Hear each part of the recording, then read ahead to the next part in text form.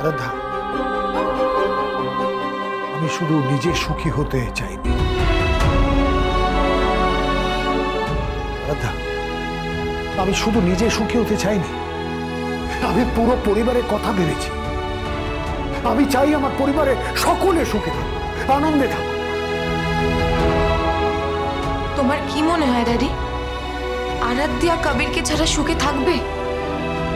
থাকবে না ড্যাডি, থাকবে না। তুমি নিজের মেয়ের কথাটা ভাবলে না বাবা হয়? তোমরা সবাই মিলে ওকে এরকম বলছো কেন? জিৎ, আমি তোমাকে বলছি, তুমি একদম ঠিক কাজ করেছো। হ্যাঁ, একটু দেরি হয়েছে ঠিকই, কিন্তু তুমি তোমার ভুলটা বুঝতে পেরেছো।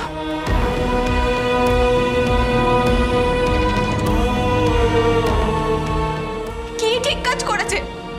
নিজের মেয়ের পাশে থাকা, নিজের জামাইয়ের হয়ে কথা বলা, এটাকে তুমি ভুল বলছো?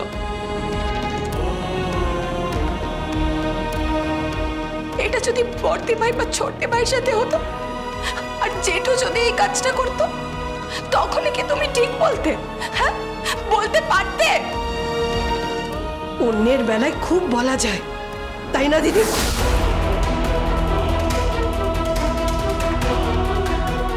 কথায় আছে না, নিজের বেলায় আঁটি সুটি আর পরের বেলায় দাঁত কপাটি।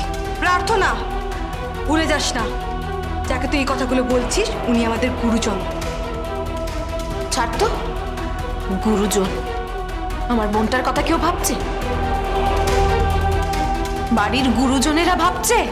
কেউ ভাবছে না, কেউ ভাবছে না। ড্যাড, আজ তুমি যেটা করলে তার পরিণাম কি হবে তুমি ভাবতে পারছো? ভাবেন, আমি জানি, আমি জানি কর্ণ চ্যাটার্জি খুব পাওয়ারফুল লোক, যা ইচ্ছে তাই করতে পারে। আমার কোনো চিন্তা নেই, তাকে নিয়ে আমি চিন্তা করছি না। আজ আজ আমার জীবনে একটা উপলব্ধি হয়েছে, এইটুকু বুঝতে পেরেছি যে বাঁকা পথে চললে না, জীবন সোজা পথে চলতে পারে না।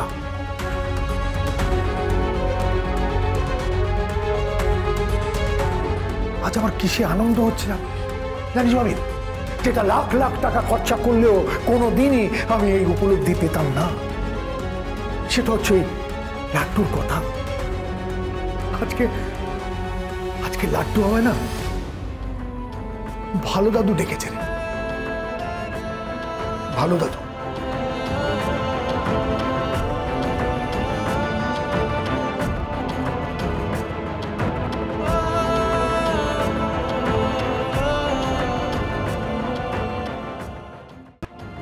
সত্যি?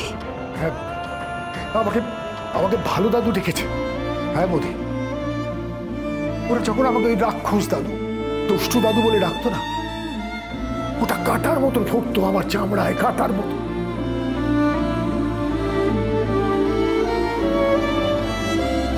মোদি, তুমি ওদের এই রূপকথার গল্পটা বলতে না, সেই রূপকথার রাক্ষস কক্ষস ছিলাম আমি।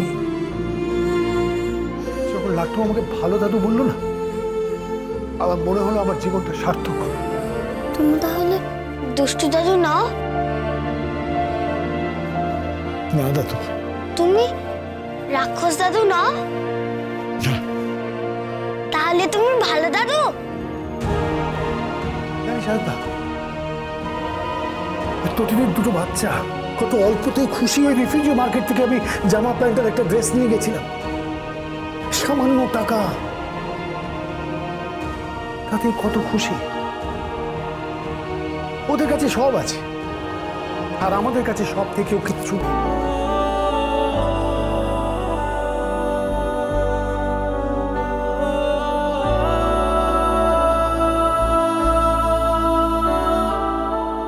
জিৎ, আজ বড় খুশির দিন।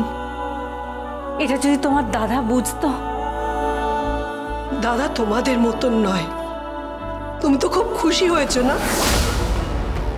না প্লিজ, এইভাবে কেন বৌদির সাথে কথা বলছো? বাহ বাবা ড্যাডি, বাহ। এখন মামনি, ছোটদি ভাই, ছোটদি ভাইয়ের সন্তান, তার বর, এরা সব থেকে ভালো। আর খারাপ কে? আমি, আমার বর কবি, আমার শ্বশুর মশাই, তাই তো? বলো না, তাই তো? ড্যাড, তুমি ওদের ক্ষমা করে দিলেও আমরা ওদের কোনোদিন ক্ষমা করতে পারবো না। হ্যাঁ, কোনো প্রশ্নই আসে না।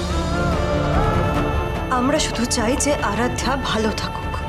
আমিও তাই চাই, আমিও চাই আরাধ্যা ভালো থাকুক। কেন চাইবো না? সে আমার মেয়ে। কোন বাবা চাইবে না যে তার মেয়ে ভালো থাকুক?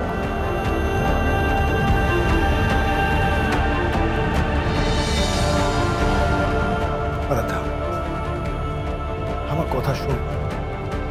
আমি যা করছি তোর ভালোর জন্য করছি, তোর মঙ্গলের জন্য করছি। কবিরের সাথে তোর ডিভোর্স হবে, কিন্তু তোর বিয়ে দেবো এমন একটা ছেলের সাথে যার না না তার টাকা পয়সা ক্ষমতা দেখে আমি বিয়ে দেবো না। তাকে খাঁটি হতে হবে, সৎ হতে হবে, তার সাথে তোর বিয়ে দেবো আমি। না, আমি কবিরকে ডিভোর্স দেব না। কবির আমার ভালোবাসা, আমার জীবন, শুনতে পেয়েছো? আমি কবিরের সাথেই সুখে থাকবো, ওটাই আমার সুখ। আরাধ্যা শোন, আরাধ্যা, বাবা হয়ে তুমি এটা পারলে তুমি।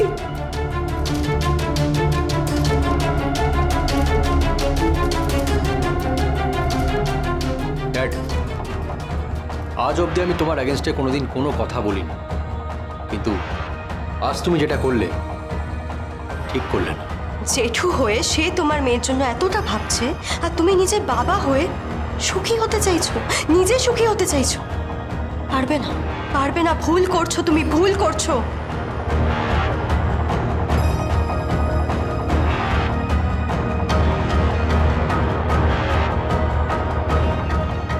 জিৎ, বলো।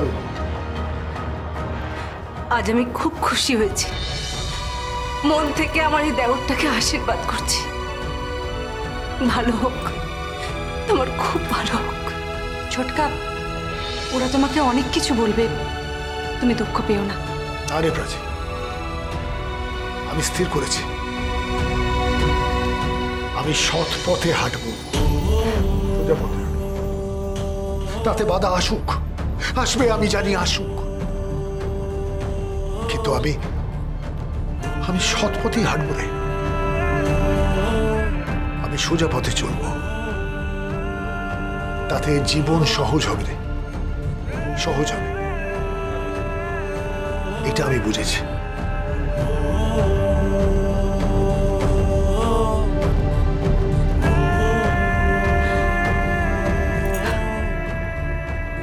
তটিনীর বাবা যদি এটা বুঝতে পারত।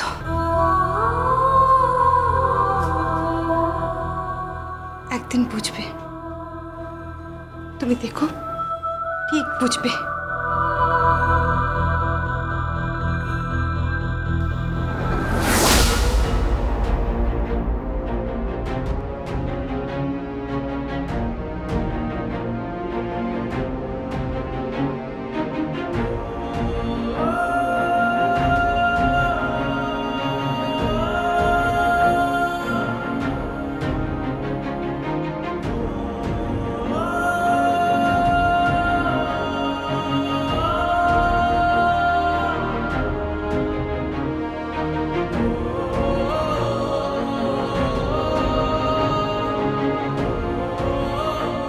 আপনি কেন এসেছেন এখানে? আমি আপনার মুখ দেখতে চাই না। আপনাকে কেউ ডাকেনি এখানে। আপনি চলে যান, চলে যান এখান থেকে।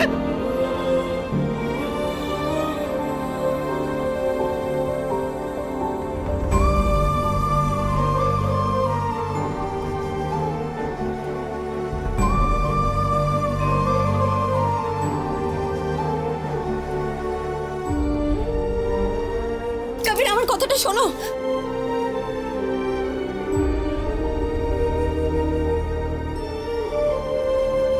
হাত ছাড়ো তুমি, হাত ছাড়ো।